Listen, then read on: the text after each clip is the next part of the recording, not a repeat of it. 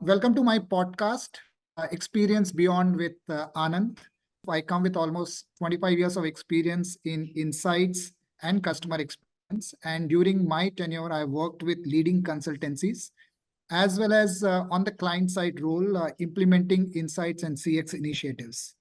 Now, today we have got a very interesting topic for the podcast, which is around customer or churned customers or customer retention, which is one key topic, hot topic for many of the clients that we know of. So topic is secret sauce to 95% customer retention. And my guest to bring this podcast is Dan Gingiss, who is a very experienced, very accomplished, very interesting person. So I will start with, introducing my host, Dan. Why I said he is very accomplished? Because he's over 20 years of experience in marketing and customer experience both. And he's worked with leading companies like McDonald's, Discover, Anna, and several B2B companies. And he's implemented several practical and inexpensive experience enhancement for these companies. He's also very accomplished, I said, because he's already written 2 books in the customer experience space. And I would recommend everyone to go and look for these books, The Experience Maker and Winning at Social Customer Care. Very hot topics for you to review. So Dan, tell me, how do you manage to do all these things in a very short 20 years of career? Well, first of all, thank you so much for having me on the show. I'm super excited to talk with you today. I sort of let my career take me to places, even if they were unexpected. Never expected to move into customer experience. I grew up as a marketer, literally started in direct mail, and I worked my way up through all the digital channels, SEO, social media, et cetera. And it was really when I got into a role in customer experience that I just happened to get lucky. Somebody recruited me into this role, even though I didn't have the background. I fell in love. I realized this was what I was meant to do. And even today, I still look at customer experience through the lens of a marketer, because I believe that customer experience leads to the best marketing there is, which is word of mouth. And when we do it right, we get people talking about us. And so as I was moving along in my career, I got asked at these big companies to go speak on stages on behalf of the companies. And I realized after a little while that I was pretty good at it. And the indicator was not maybe what you would think. I remember speaking one day about Discover, and we were just talking, I was talking about all the cool things we were doing on the digital side of the business. And this woman came up to me afterwards and said, I never in my life thought of applying for a Discover card, but now that I've heard you speak, I'm going to go home and apply for one. And I was like, really? Seriously? And so I started hearing that more often, and I realized I was getting through to people. That's why in 2019, I decided to leave corporate America and start doing this full time. And I am so fortunate to be able to do what I love every day and to inspire other people, hopefully, to pick up the baton and make it something they love as well. I've seen a couple of your videos where you have been a presenter as well as facilitator for many of such events. And I really love the space, the way you command the space and your entire approach to the entire event. It's great to have you as my host on this conference, and that too on a very important topic, which is all about making sure that your customers are leaving you. So, and which is something which most of the companies I get asked. I've been working with several clients, and one prominent question they have, biggest loss that they have is the customer churn. It impacts their revenue significantly, and they want to address this issue. So what, according to you, have been, say, driving factors for customers switching to competition? Why would customers do that? Yeah, I mean, the first thing I have to understand is that customers generally don't want to switch. It is become easier to switch, but it's still a pain in the neck. Think about, if you're switching banks or something, like it's a lot of work. So people don't want to do it. So what draws them away? Well, I believe that it is this feeling that this company that I'm spending lots of money with doesn't know me, doesn't care about me, and frankly, would not be changed if I left. And that's as opposed to a company where I say, man, I love this company and they really value me and I feel good every time I use their product or service.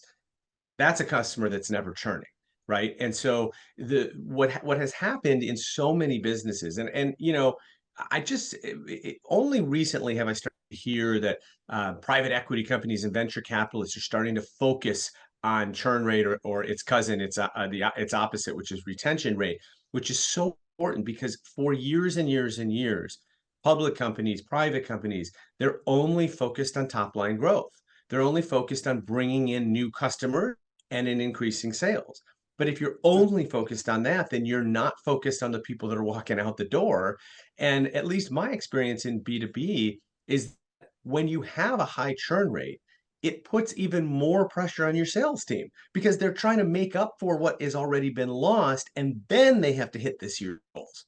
And so it puts stress on the entire system. And all you really have to do is put some of your focus on your existing customers, the ones that are paying the bills, that are keeping the lights on, instead of all of your focus on new customers. One key question which many of my clients have told me that the challenge that they face in understanding who the dissatisfied customers are and why they are leaving, and especially for a very large organization who has got a huge customer base. Imagine companies who have got 10 million or more customers in their base. How do they identify these customers who are dissatisfied or customers who are likely to churn? What practices should they be using, adopting for them to proactively manage the dissatisfied customers? So I think we have to look at two things. We have to look at qualitative data and quantitative data. Let's look at the quantitative data first. I have not yet run into a company that says we don't have enough data, right? Most companies have too much data. They don't know what to do with all of this data. And so, you know, an example when I was at Discover Card is that we were able to monitor what people were spending on their card and in what categories they were spending and how often they were spending. And Right. so you could start to see trends where if somebody is spending, you know, a very consistent amount every month on their card, and then all of a sudden 1 month that goes down, that should be a trigger warning. That should be a moment Absolutely. in which the company reaches out to them. Hey, is everything okay? Can we help you with anything? Because who knows what caused that?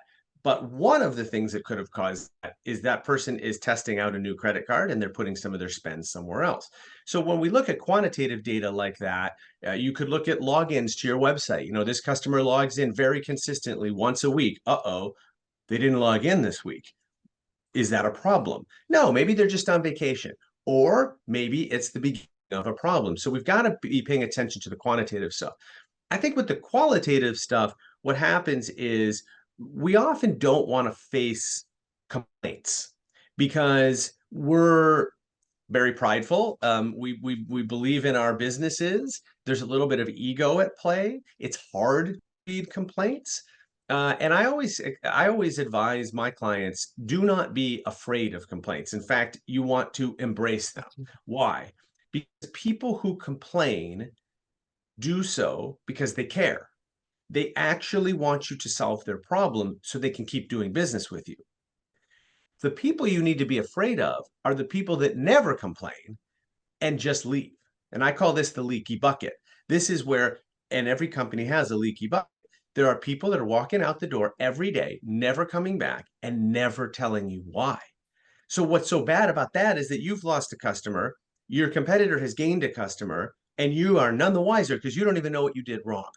I would much rather have a customer leave yelling and screaming and telling me everything I did wrong because maybe I can take some of that and do it right for the next customer. So embracing complaints, even trying to solicit complaints, which sounds crazy, is a great way to help stem the tide of people leaving. Because if we don't know how we are not meeting their expectations, we can't adjust. It's a very interesting point because if you encourage your customers to complain and solicit their complaint and turn it around into positive experiences, it definitely addresses a lot of things. And in fact, one of my client was telling me that how to use the complaints to internally transform many things within the organizations at two levels.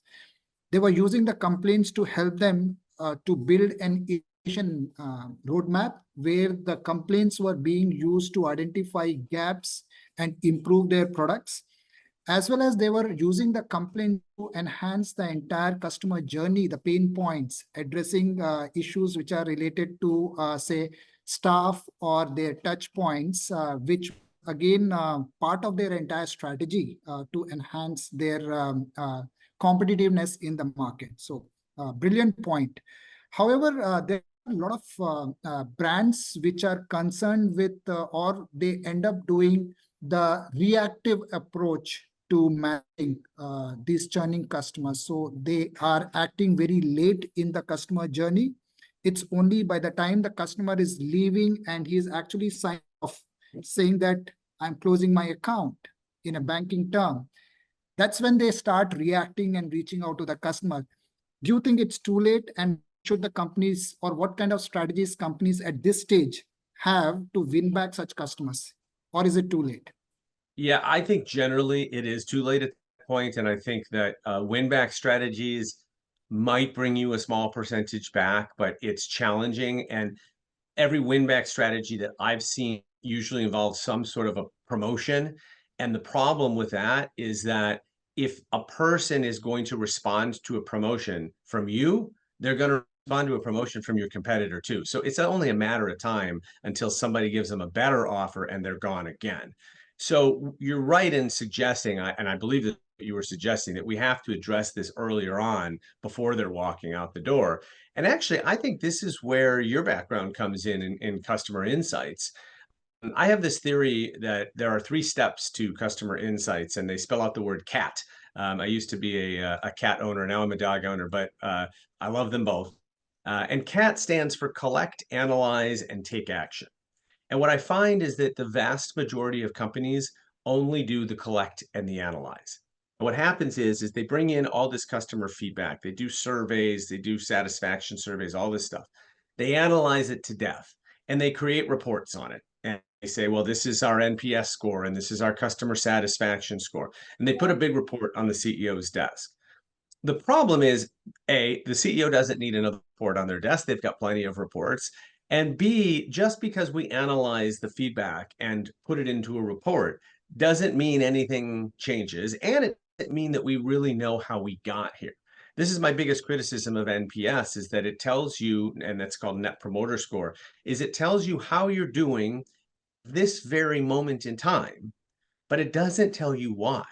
And so what I find is that companies that depend very much on NPS, when it goes up, everybody high fives each other and says, we're doing such a great job. And when it goes down, they blame the weather or climate change or the political situation or inflation or whatever they can think of, because they really have no idea why it went up or down.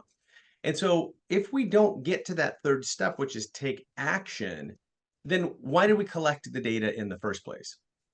So yeah, Dan, it's a very important concept that you brought in CAT, which is collect, analyze, and then take action, which take action becomes very important ingredient for any company to make sure that they are delivering on what understanding they are gaining by collecting information. So it's critical part. Right. So having a practice where you are able to identify dissatisfied customers during their journey and not at the churning stage actually helps clients to win them back. So any strategies that they should have from your experience, what the clients can do if they have identified a dissatisfied customers, how can they make him to be your promoter? I do think it is really important that we stop being afraid to talk to our customers. Now, I understand if you have millions or billions of customers, you can't talk to all of them. I understand. But let's say that you have found a group of customers that you think are dissatisfied. The very best thing you can do is meet them in person, talk to them on the phone, have a conversation with them. Because when you do that, you start to hear the intricacies that do not come out in a survey and that don't come out in even in a transcript of a customer service call. You start to hear the emotions in their voice. You start to hear their feelings around the situation. And I have found every time I do this that I know very quickly what needs to be done. When I was working in these big companies, I would spend a lot of time in the call center, and I would sit with agents and I'd listen to live calls. And there is nothing quite like hearing the actual voice of your customer. We talk about VOC, voice of the customer, all the time, but how many people legitimately hear the voice of the customer? Very, very few. Most of them are reading about it on reports that are summarized, cleansed. But when you actually hear somebody talking, incredibly powerful. And every time I did this, I'd go back to my desk with this long list of things that I knew I needed to fix. So that's my advice: is that we've got to spend more time actually talking with our customers, or a sampling of our customers.